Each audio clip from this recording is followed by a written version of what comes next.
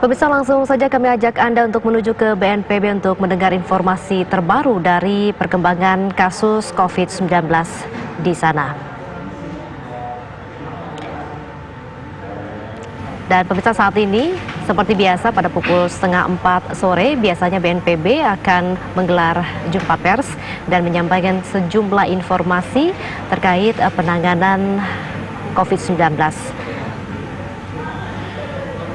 Kita akan menunggu jubir dari penanganan COVID-19, Ahmad Yuryanto, akan menyampaikan pernyataannya. Dan sebelum kita mendengarkan informasi terbaru, saya akan coba untuk mereview kembali beberapa hari sebelumnya di mana dinyatakan terakhir pada 26 Maret 2020 pasien positif berjumlah 893, kemudian pasien yang dinyatakan sembuh 35 orang, dan pasien yang dinyatakan meninggal dunia hingga kemarin adalah 78 orang. Dari hari ke hari, penambahan jumlah ini semakin tinggi dan angka tertinggi adalah pada 26 Maret yaitu kemarin dengan jumlah pasien yang meninggal dunia mencapai 20 orang. Pertambahannya hingga dari 58 menjadi 78 orang dalam waktu 1 hari.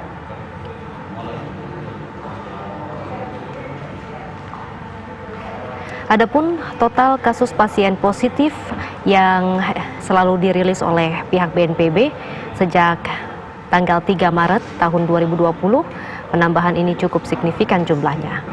Dan berikut pernyataan dari pihak BNPB yang sesaat lagi akan kita dengarkan secara bersama.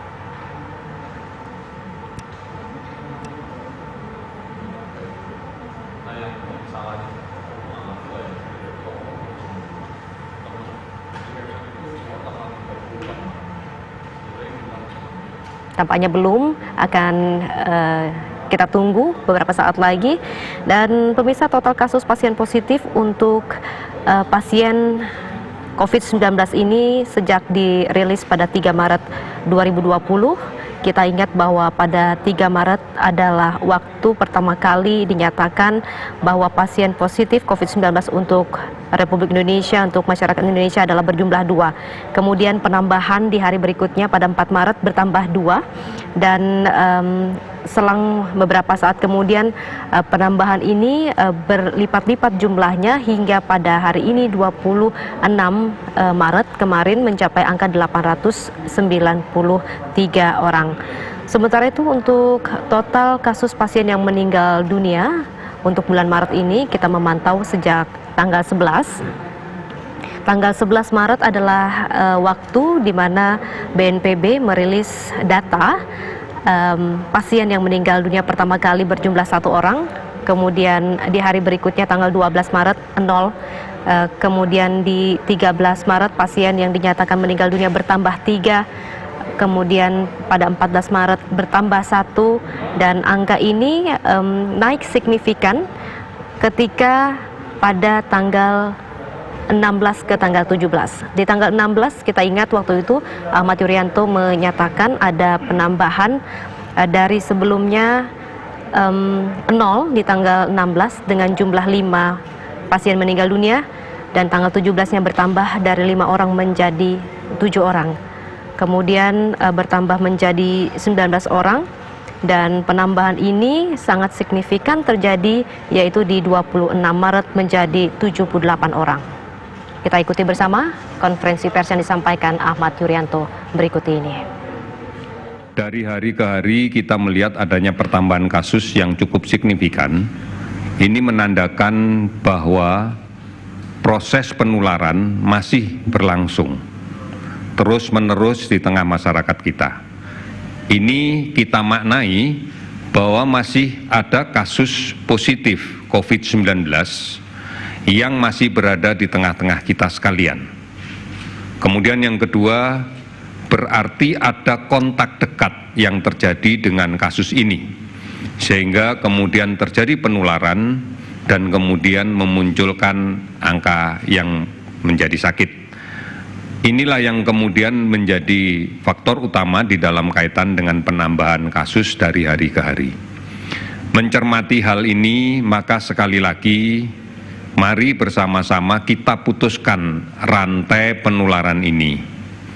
Yang pertama, kita akan berusaha untuk menemukan kasus-kasus positif yang ada di masyarakat melalui penelusuran kontak dari kasus positif yang kita dapatkan di rumah sakit. Kita akan melaksanakan pemeriksaan cepat dengan rapid test yang tujuannya adalah untuk melaksanakan screening, penapisan di kelompok-kelompok yang memiliki risiko tertular dengan pasien positif yang kita rawat di rumah sakit. Ini kita laksanakan bersama-sama masyarakat tentunya agar kita bisa menemukan dan kemudian dengan cepat melaksanakan isolasi dari kasus ini. Baik itu isolasi secara mandiri di rumah maupun harus kita isolasi di rumah sakit. Ini yang akan kita lakukan. Namun yang kedua, yang lebih penting lagi adalah bahwa anjuran pemerintah untuk menjaga jarak pada kontak sosial di tengah masyarakat harus dipatuhi. Karena pada jarak yang sangat dekat, kurang dari 1,5 meter, ini memberikan peluang yang besar untuk terjadinya penularan dari orang yang positif, sakit, dan kemudian di dalam tubuhnya ada virus, melalui percikan ludah yang kita sebut dengan droplet pada saat yang sakit ini batuk, pada saat yang sakit ini bersin, dan kemudian mengenai orang lain yang sehat. Artinya kontak dekat masih terjadi. Kemudian yang kedua, bisa saja terjadi kontak tidak langsung, misalnya percikan itu mengenai barang-barang yang sering digunakan bersama. Di dalam kendaraan angkutan massal misalnya adalah pegangan pada saat berdiri, kemudian pintu, gagang pintu pada saat kita keluar masuk, kemudian riling tangga pada saat kita akan pindah dari satu tempat yang lebih tinggi atau lebih rendah dan sebaliknya. Ini terjadi kemudian tidak disertai dengan cuci tangan dengan menggunakan sabun dan kemudian secara langsung makan atau minum tanpa cuci tangan atau menyentuh hidung, mulut, mata tanpa cuci tangan. Inilah yang menjadi bukti bahwa kasus ini masih terus akan menular di tengah masyarakat kita. Oleh karena itu, saya minta kembali lagi, mari kita patuhi bersama tentang kontak dekat. Hindari kontak dekat. Oleh karena itu, jaga jarak pada saat melaksanakan komunikasi sosial dengan siapapun, baik itu di rumah maupun di luar rumah. Yang menjadi keprihatinan kita sekarang adalah masih banyaknya masyarakat yang tidak memperhatikan hal ini.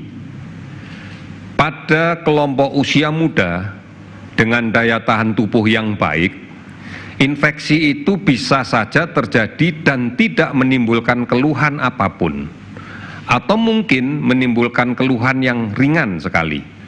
Misalnya hanya merasa demam tidak terlalu tinggi, mungkin batuk pilek biasa, yang seringkali dimaknai bahwa ini bukan sakit, ini biasa saja.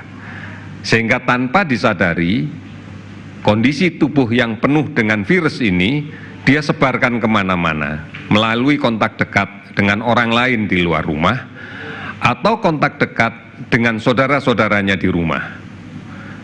Apabila ini mengenai kelompok-kelompok yang rentan, baik karena usia tua atau karena ada penyakit yang mendahului, maka dampak yang muncul tentunya akan menjadi serius, tidak seperti yang terjadi pada anak muda atau usia muda yang memiliki daya tahan tubuh yang baik.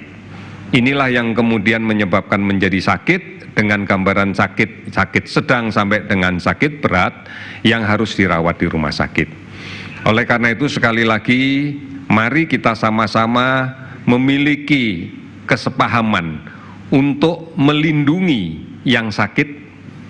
Kita lindungi yang sakit agar dia bisa melakukan isolasi diri dengan baik, agar dia tidak menularkan kepada orang lain, agar dia tidak kontak dekat dengan orang lain, dan agar dia tetap di rumah.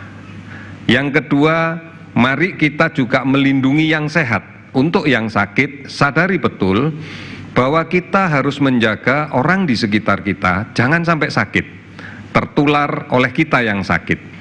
Oleh karena itu, jalankan isolasi di rumah dengan baik.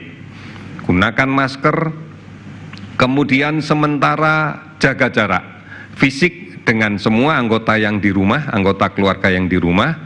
Kemudian ya terpaksa tidak usah makan bersama-sama di dalam satu meja dengan keluarga kita yang sehat. Makan sendiri saja, tidak perlu kemudian bergabung.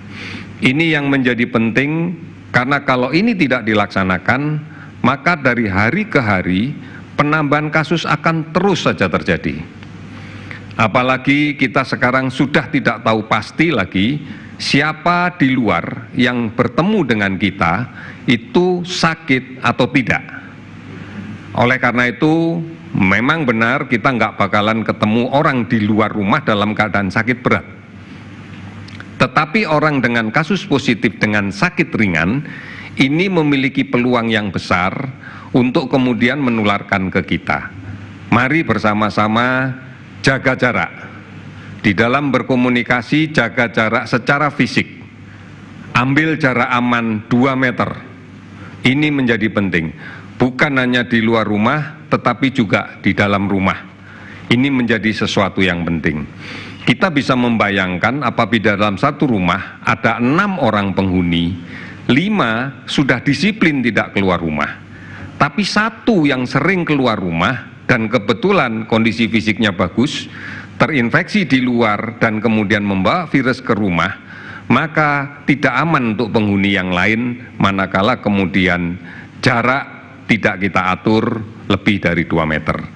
Ini yang menjadi penting, dan kemudian disertai dengan kebiasaan mencuci tangan untuk yang masih sehat tidak dilakukan. Inilah yang menjadi sumber-sumber penularan, dan inilah yang kemudian memberikan gambaran bahwa dari hari ke hari kasus yang kita hadapi semakin besar. Isolasi diri di rumah itu menjadi penting. Bukan berarti berada di rumah mengabaikan jarak. Tetap harus menjaga jarak. Kemudian sadari betul bahwa kita yang berasal dari luar rumah dan masuk ke rumah memiliki peluang untuk membawa virus ini. Oleh karena itu, pola hidup bersih, sehat menjadi kunci di dalam kaitan penanganan COVID-19. Tidak perlu mencari sesuatu yang sulit, karena secara ilmiah sudah dibuktikan bahwa virus ini sangat-sangat rentan dan mudah hancur manakala terkena sabun, terkena deterjen. Oleh karena itu, tidak ada alasan karena tidak punya hand sanitizer kemudian tidak mencuci tangan. Tidak ada alasan karena tidak mudah mencari hand sanitizer maka tidak mencuci tangan. Cuci tanganlah pakai sabun. Setiap hari pasti ada dan tidak sulit untuk mencari sabun. Ini menjadi penting.